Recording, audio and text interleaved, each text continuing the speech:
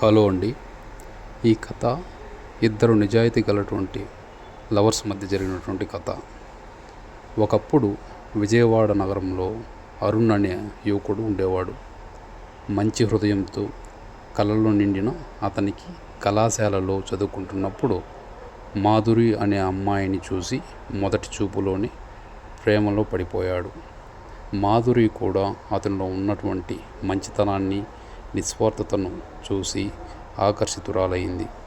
అలా వారిద్దరి మధ్య ప్రేమ మొదలైంది. ఇద్దరూ కలిసి కాలేజీ రోజుల్ని మధురమైన జ్ఞాపకాలుగా మార్చుకున్నారు.